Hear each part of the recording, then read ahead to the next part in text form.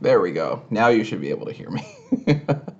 That's a great start to this, right? I have the wrong graphic pop up on the screen, the webcam doesn't work, and then the audio doesn't work on there. So, I technically could just redo that whole thing, but then I got to do a whole bunch of links that are separate. So, the people that are listening on the audio only feed are going to have a much better intro for this. Anyway, let's. None of this happened. Let's restart.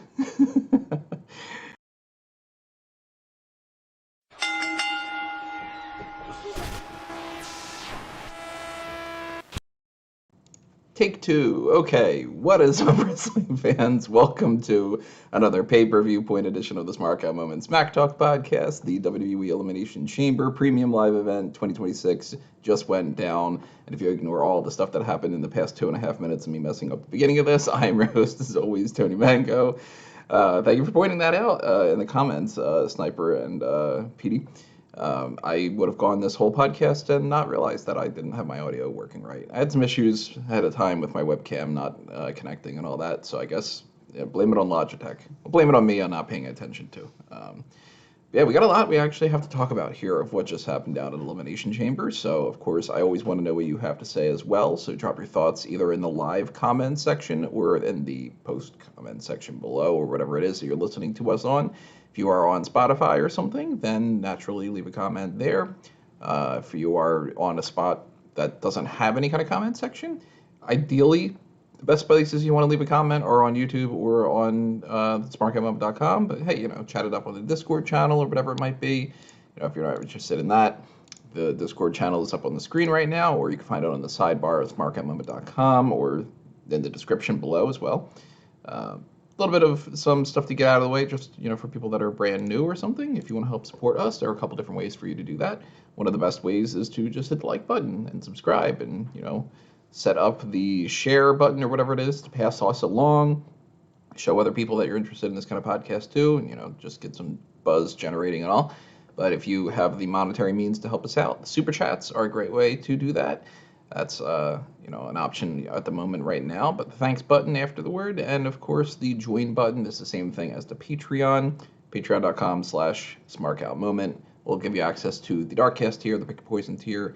But even $1 or $5 a month gets you, some early access for some things if we record them in advance, and it's kind of an ad block forgiveness thing. If you want merchandise, it's on Redbubble and TeePublic. So that's stuff that if you are interested in that end, then hit that up. Let me know. Always interested in seeing what more I could do on that front too. So I want to double check what's happening in the chat now that I had gotten all discombobulated. Now that I am rebobulated. When are they going to get to the fireworks factory? I always love that quote. Everything's coming to Millhouse. Let's see. Nike gets a C+. Men's chamber was good. Women's was okay. I liked Punk and Balor, says Sniper. Alexa Bliss said she wants to be the first two-time winner of Elimination Chamber. Bianca Belair already did that. That wouldn't be the biggest mistake of the night, somebody saying something, though. We're going to get to some of those things. Kiana James said this is the first opportunity to compete for the women's title. She was in the Royal Rumble. Yeah, technically speaking, yeah, she had an opportunity there, too. So, again, not the worst mistake of anybody saying anything on tonight's episode. But we got some matches to break down. We got some stuff for WrestleMania, and we also have a box to explain who was in the box. So start things off, and we'll get into the opener. Now, of course, there's a 2-hour pre-show. The 2-hour pre-show was completely pointless, as it always is. I always want to mention that, though, just to point out how useless these things are. I actually didn't even bother watching the first portion of it. I went and I got cake instead. So over in the fridge, well, no, here from the screen, Venero's, fantastic. Um, we got, the whole 2 hour pre-show. I was just like, I don't need to watch it. So it's more important for me to get a slice of coconut cake and chocolate cake and Oreo cheesecake. So hell yeah. Um, let me check another thing. Another couple of things in the comments. You could really tell that Bronson Reed's injury really changed how this chamber match went. I don't know. I mean, we're gonna come back to that. I don't know if it really changed all that much, to be honest. I think that it might have gone down the exact same way that it did, and then just it took a little bit of a detour to get to that point. But again, we'll get back into it. So by the time I came around to the pre-show, I was, Big E's talking about Apocalypse Now and stuff. Good movie, maybe a little bit overrated in some ways, but I only saw it once. So the first match of the night was the Women's Elimination Chamber match, and for the sake of it, I'll announce everything that's happening in here. Not move by move, but you know what I mean. So in the pods were Alexa Bliss, Asuka, Raquel Rodriguez, and Rhea Ripley. So starting off, you had Tiffany Stratton and Kiana James. Asuka comes out next, Bliss comes out after that, Rhea Ripley comes out third. This is something I thought was kind of interesting. Both matches had the exact same layout of 3 people come out, and then you have at least one elimination, and then you have another person come out after that. They had their whole, or actually no, I missed out something on the page on Smark Moment. So I'm going to fix that right now. I don't have when Logan Paul entered the match. Logan Paul was after LA Knight. Never mind. Let me undo what I just said. Man, a lot of botches on this episode that I'm having. It wasn't 3 people and then an elimination for the men's. So it was close. It was, everybody comes out and then you eliminate everybody. But 3 for the women. Then you get Alexa Bliss was eliminated by Kiana James after Asuka spit the mist in Bliss's face. So it was nice to see that the setup of, at least if you're going to start giving some little boosts to some people, not everybody can win a match like this. Only one person wins. But there are still, 4 other eliminations that can go down. So if you want to give a spotlight to somebody, you can do that in multiple different ways. And Kiana James coming out here, starting out first, and then getting an elimination, that's another good win for Kiana. She is starting to look way, way more like a higher priority than Julia is, which is not at all what I would have anticipated from the start of this. But I like Kiana a lot, so I think that the idea that they can push Kiana is something that I'm in support of. It's just a shame that they don't seem to really care all that much about the Women's United States Championship to begin with. So I don't know if that's going to come back around or if this is just sort of a couple lucky spots for Kiana, but I liked her in NXT. I think that she is improving even more and more as time goes on, so I like them giving a little bit of a spotlight to Kiana here. Sniper says I'm okay with it. Jewel looks better than Julia. I mean, to each their own. I'm not going to disagree with you, but then again, Julia's very pretty too. With Rhea running at 5, every number has won both men and women. I don't know if I have specific Elimination Chamber stats that I'm going to bother to update on the page. I do have to update that after this is over and just, make some tweaks to that statistics page. But the setup of all this, all that statistics crap we'll get into another time, at least from my end. I don't have that information yet, but any information that you got, Peter, hit me with it, and I'll update it based off of that. I trust you when it comes to that. So Alexa Bliss gets eliminated by Kiana James, and Raquel makes her entrance. She ends up having a pretty good showing, too. She actually stacks up Asuka and Kiana James to pin them both at the same time. Raquel then gets taken out by Tiffany Stratton. Stratton gets taken out by Rhea Ripley, and there you go. Rhea Ripley wins. So when they were down to Stratton and Ripley, I was starting to think, okay, well, at this point, it's probably going to be Rhea, even though when it was still the two of them and Raquel, I was actually thinking Raquel was going to take out Rhea, and then it was going to be Stratton beats Raquel so that the fans cheer the person who beat Ripley, because it seemed like Ripley was getting the strongest reaction out of everybody. Like, typical, Rhea Ripley is more popular in the grand scheme of things than almost everybody on the entire roster. So I think that that goes back to what happened on SmackDown. Now, we didn't get a chance to talk about this because we did the hot tags prior, but I don't remember for sure if we mentioned this on the hot tags. If not, then I regret not mentioning it because it was something that came in through my mind about the idea of, like, if the women's tag titles change hands, then Ripley then shoots straight to, at least being on par with Stratton as a potential winner. Lo and behold, that's what ended up happening. The Irresistible Forces, Nia Jax and Lash Legend, beat Rio for the belts. So they're the new women's tag champions. And now that Rhea Ripley is freed up for that, she goes on to win the Elimination Chamber, and she's going to have that match with Jade Cargill. There is no indication of what Io Sky is going to do at WrestleMania. And I think that this might be just sort of one of those things where they realized that there wasn't a big enough match for Jade Cargill to do another match with Tiffany Stratton. And then they looked at their options. They figured out, out of all the things that would look the best on the marquee, and not just as far as like physical attributes, but that's part of it too. Jade Cargill standing side to side with Rhea Ripley, two tall, very attractive, very, mommy type characters, as a lot of people would say. I think that's creepy as all hell, though. So it's not my thing. Having those two against each other is something that's a better marquee for Mania, and I think that as much as it sucks for Io Sky, she's probably just not going to make it to the Mania card. Although I do think that there's an alternative option here. There were some teases that they were going to do Io Sky versus Julia. And I think that they might come back around to that, because as much as it sucks to say this, it seems like it's just kind of a fact.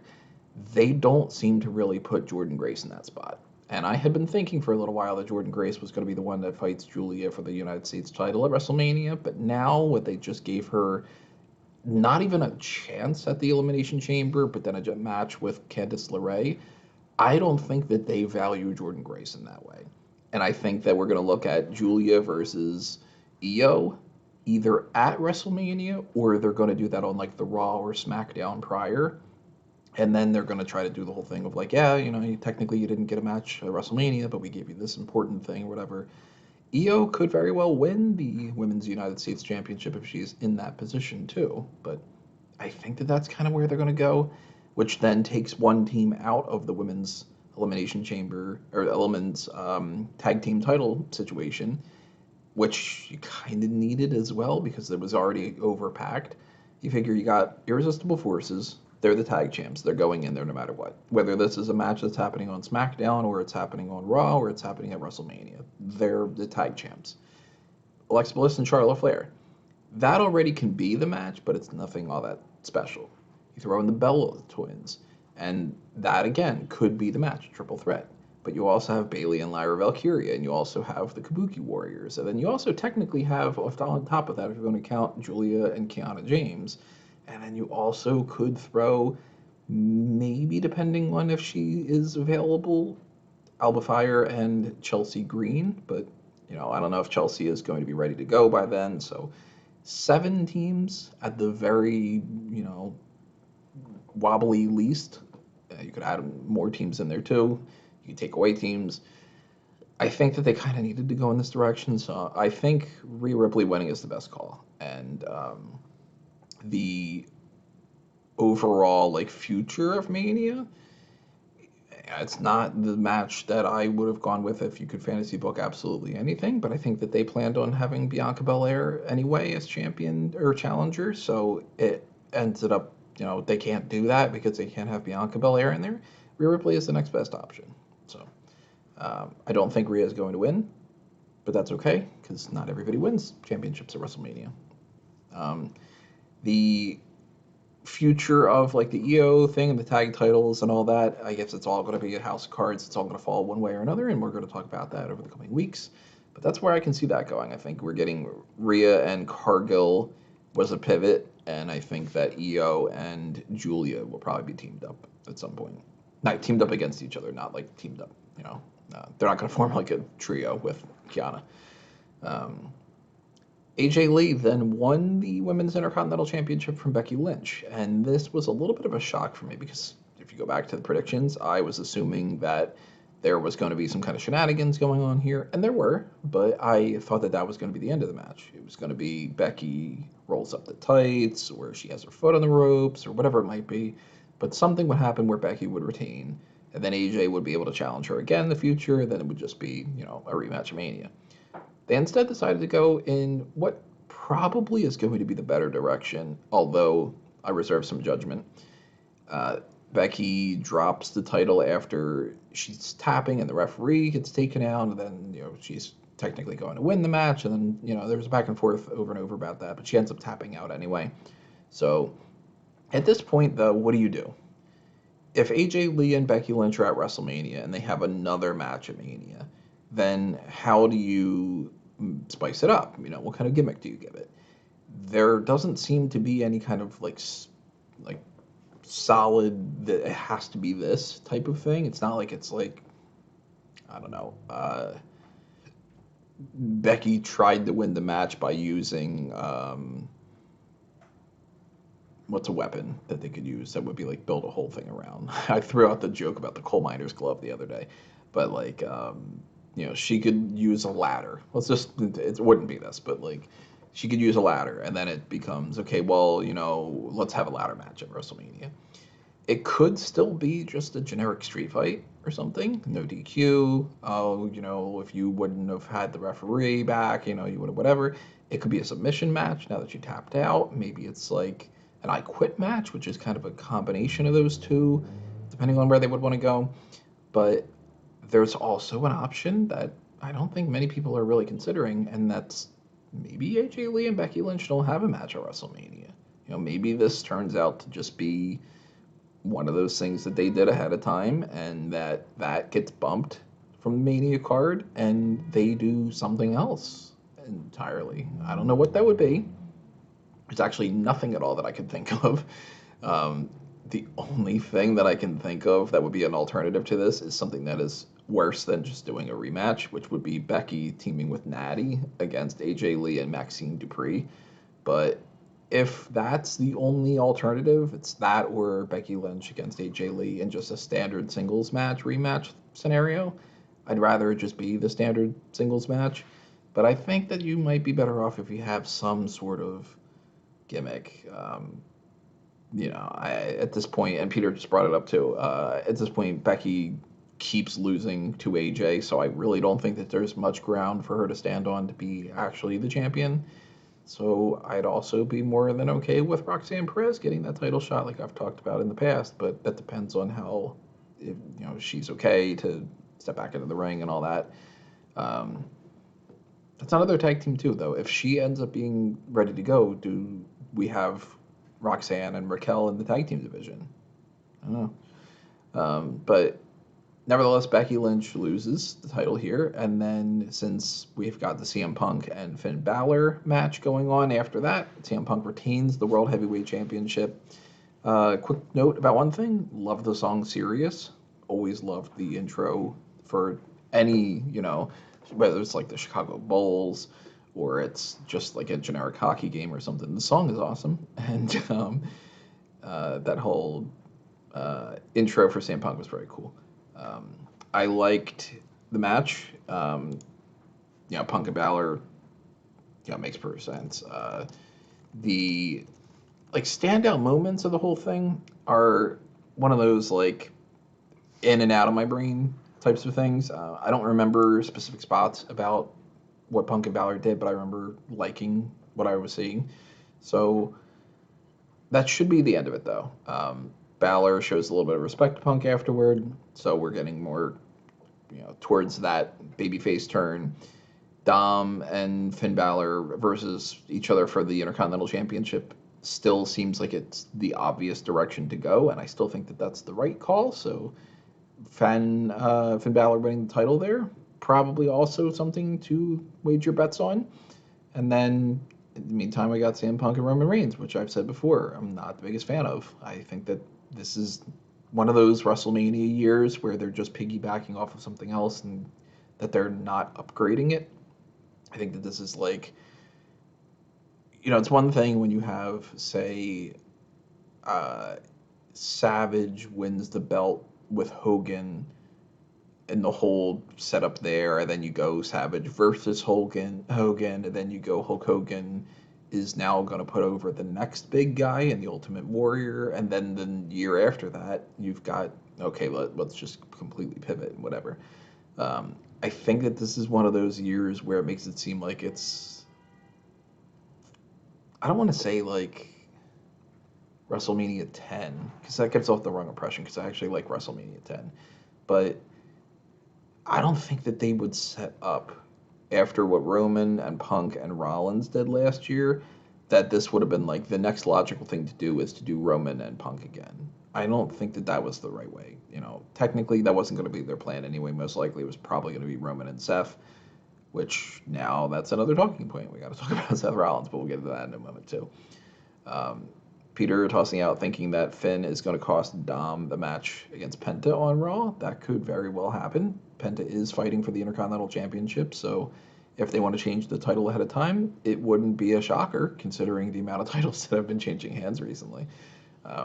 It could be that, and then it could be maybe just Finn Balor versus Dominic Mysterio in a regular match at WrestleMania, or maybe they are on the Raw prior to Mania, or whatever it might be along those lines. But if Penta wins the Intercontinental title, then I'm a little curious who's going to end up fighting him for it. I don't think it would be Gunther. I don't think it would be Obafemi. The people that are like left over yet could be Javon, maybe. But I don't think Javon and Penta is something that they plan for Mania. And it could be a multi-man thing. Maybe they have the title change hands, and Balor has issues, and it's Balor and Penta and Dom and Dragon Lee and whoever the hell else you want to throw in there. But then again, we have a lot of multi-man things going on. Although I would say one of the multi-man things that I thought was going to happen doesn't seem like it's going to happen anymore. So, let's push aside the CM Punk thing. It's going to be CM Punk versus Roman Reigns. Finn Balor is going to do either a match with Dom for the Intercontinental title or something else, but we're going to have to wait and see about that. And then the main event happened, and that Elimination Chamber match was as follows when the order. Going into the pods were Trick Williams, LA Knight, Logan Paul, and Randy Orton. Starting off where, of course, by proxy of who's left, it's Javon Evans and Cody Rhodes, which I thought they had an interesting enough layout for the beginning of this, but I didn't like the layout of the full match in two ways more than anything. Javon and Cody, you start off, and being two baby faces on that end, it's hard to get behind one of the two, especially because you know that most likely somebody's not going to get eliminated right now. And then they throw out a heel, Trick Williams. I don't think Trick Williams was the right guy to throw out there either. I think that they missed an opportunity here of having Logan Paul start the match and him being the person who can get booed against for the entire thing. If it would have been Logan Paul and Javon Evans, I think that's probably the way I would have gone. Then you throw in, maybe put Cody in there as number 3, and then Trick, and then LA Knight, and then Randy Orton, whatever you want to do. But, Cody and Javon starting off in ring, fine. Booking wise, not my favorite scenario. Trick comes out, people start cheering for Trick. People like Trick. So it's also now like kind of 3 baby faces. LA Knight comes out then after that, if I remember correctly, and then it's, Logan Paul and Randy Orton. The setup of doing something with Javon Evans being like a high-flying guy, like he's going to have his moment in here, not really working for me. It was a frog splash, and earlier in the night, Alexa Bliss did her Twisted Bliss finisher off there, so, she does a splash, and he does a frog splash. It's not the most bombastic thing in the world. I would suck at doing it. I sometimes hurt myself doing nothing. So I mean, I joked later on today, earlier today, I hopped over a puddle for a split second. I was like, oh man, I'm glad I didn't tear my hamstring or something. So it's not coming from an instance of me saying I could do better, but Javon could do better. And I think that they could have brainstormed something else.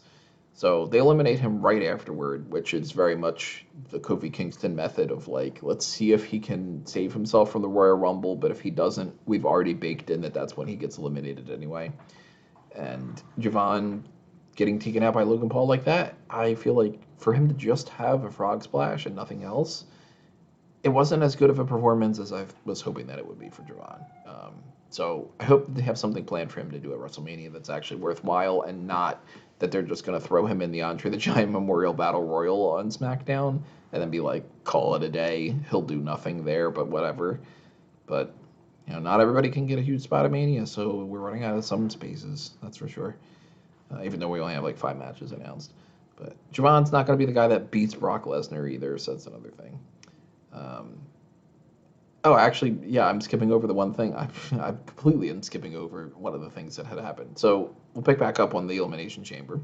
But Sniper bringing out. Can he explain to me why, like I'm 5, why Danhausen debuts before WrestleMania? What is he going to do in 6 weeks to get on the card? They unboxed the Mystery Crate before the main event. And I didn't even have this written down. That's why I did not like this. The Mystery Crate gets broken apart by Nick Aldis and SmackDown, or Nick Aldis and Adam Pearce, and inside's a wooden coffin. The coffin is there for a couple seconds, and they both just kind of go like, okay, well, we'll just leave it alone, and walk away. The coffin opens itself up. A couple girls come out wearing this like black, pleathery unitard type things, and the Danhausen makeup and red capes. And Danhausen comes out, and the crowd doesn't react. It's pretty much silence.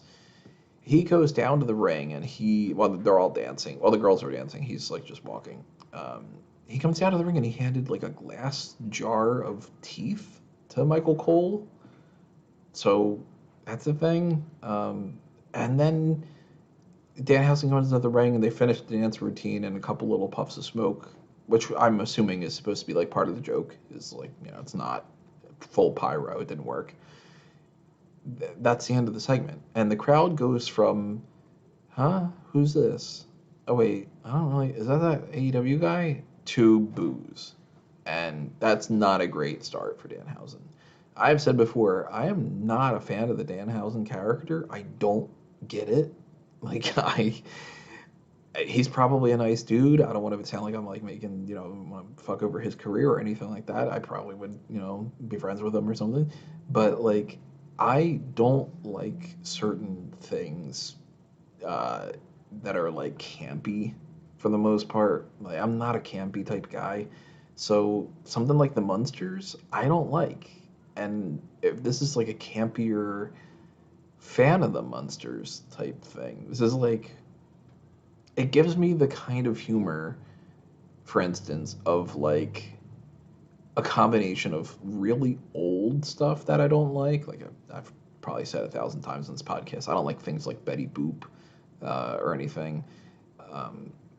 You're not gonna catch me watching an old Popeye episode. Like, I find old humor pretty bad. I don't find the Three Stooges funny at all. It's not my thing. I don't think I've ever once laughed at anything I've seen of a clip of that. So, I mean, I like Addams Family, and so it's like not that that's a problem, but Addams Family is fun. I don't like the Danhausen thing, and it doesn't strike me as a WWE thing either. It strikes me more as like it's funnier for like the indie crowd. So I'm not at all surprised that the WWE audience was just sort of meh about it.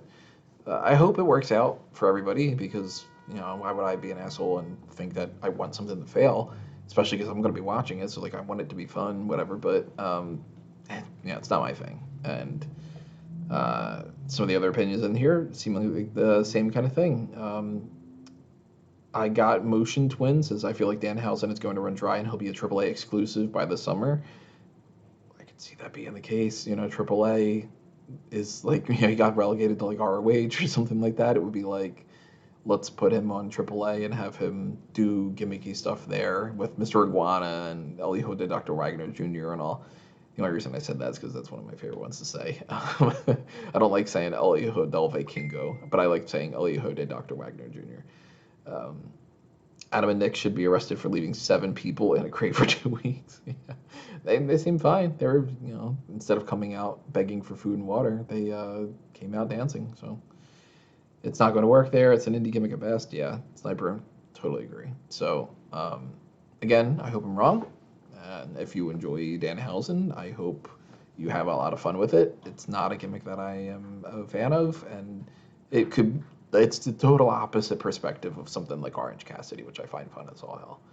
So, anyway, back to the Elimination Chamber. Javon Evans gets taken out by Logan Paul, and then LA Knight gets taken out by Logan Paul, and then Trick Williams gets taken out by Logan Paul. And this is where we get into the thing earlier mentioning about Bronson Reed. Logan Paul then gets taken out by Cody Rhodes. And the way that happens is a masked man comes out, and on SmackDown, a masked man came out and got unmasked as just some dude. They did the same thing here. And since that guy had been apparently a part of the Black and Brave? Black and Bold? Black and, I don't know, Black and Mild Coffee or something like that. The Seth Rollins Training Academy Wrestling School. I was like, okay, I wouldn't be opposed to it being like a couple weeks of sending out these masked men, and they all end up being guys that work with Seth, and then eventually when Seth is ready to go, then it could be like, yeah, I sent my students after. But then a second masked guy comes out and Seth Rollins. So, all right, we're already just at the end of the story there. But Rollins kicks and then stomps Logan Paul, who gets pinned by Cody Rhodes. And Drew McIntyre comes out, attacks Cody Rhodes. Cody takes care of him. Randy Orton then hits an RKO on Cody Rhodes. Randy Orton wins the match. Did not necessarily see that coming. And I knew there was some kind of fuckery that was going to happen, but I didn't think it would be Randy Orton wins then. And I like that they did this. I like that afterward, and I'm thankful I kept my post show on and continued to do my little news coverage. But they then had SmackDown general manager Nick Aldis say that this Drew McIntyre continues to keep getting interference and causing problems with the whole title situation, that he's tried to cost Cody Rhodes a shot too many times. He's going to have to fight Cody Rhodes on Friday Night SmackDown, and the title is on the line. So I think that what we're looking at here is actually it's going to be Cody Rhodes beating Drew McIntyre on SmackDown, and then Cody and Randy are going to have the match at WrestleMania, while Jacob Fatu and Drew McIntyre and Sami Zayn are going to have some completely different triple threat match. Randy Orton also has this thing with Aleister Black going on, though. So it actually might turn into a 6-way match, or, a 6-pack challenge or whatever you want to call it. This might actually end up being Cody Rhodes versus Drew McIntyre versus Randy Orton versus Jacob Fatu versus Aleister Black versus Sami Zayn. And that's kind of crazy. It depends on how much they want to split it up. I'm leaning more towards they'll probably do Cody and Randy, and then do McIntyre and Fatu and Zayn in the 3-way instead, and that Aleister Black is probably not going to be involved, and he might end up being just a feud for Randy Orton and Cody Rhodes to have over the course of the next few weeks. Like, it wouldn't shock me if you get Randy Orton against Aleister Black on SmackDown either this week or next week, and then Cody ends up having a match with Aleister Black after he wins the title, and they kind of like use him as like the linchpin, so the two of them don't have to have like a full fuck you, I hate you feud. They can feud by proxy of Aleister Black, and Black doesn't get a match at WrestleMania. He gets thrown into the Andre the Giant Memorial Battle Royal. So that sucks for him, but I think that that's kind of their intention. Randy Orton could win the match at WrestleMania, though. And, he said, and Peter was bringing it up here with that, he wants number 15. Maybe they want to get him closer to tying that John Cena 17 thing, for all we want to know. I don't know. But I have said many, many times before, I want Randy Orton and Cody Rhodes to have a title feud. I would love for it to be at WrestleMania or SummerSlam and for it to be a big deal. So it seems like I might be getting that. Whether that's involving Drew and everybody else involved, I don't know. But could be a 4-way, 5-way, 6-way, 7-way. The whole roster in on there for all I know. And I got Motion Twin says, I think they'll do a 4-way, Cody, Jacob, Drew, and Orton. Alistair reveals that Randy punted Jacob's teeth out. I didn't think of that. Could be an interesting twist.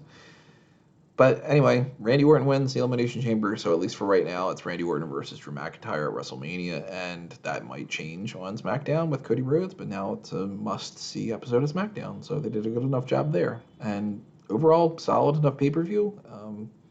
We'll see if it's like, a really great success when we see the road to WrestleMania pans out to be and all, but in the meantime, thumbs up, good enough for me. So let me know what you think in the comment section below. I probably should drink a little bit of this water, right? And we're gonna roll along with everything next week and everything. We got the next pay-per-view point. It's gonna be the NXT Vengeance Day predictions. So that'll be the next set of predictions for that, and then of course post show immediately following there with the hot tags in between. So whatever happens on Friday Night SmackDown will not have happened yet by the time we get to the hot tags, but we'll talk about all the reactions from Rob and Callum too on the next time that we do this. So more discussion on Elimination Chamber to come as well. And then we got the next week, of course, after that's AEW, and we're gonna roll along to WrestleMania. So keep in mind, if you want us to support for everything that we got going on here and all, go to the link tree that you can find on amangotree.com.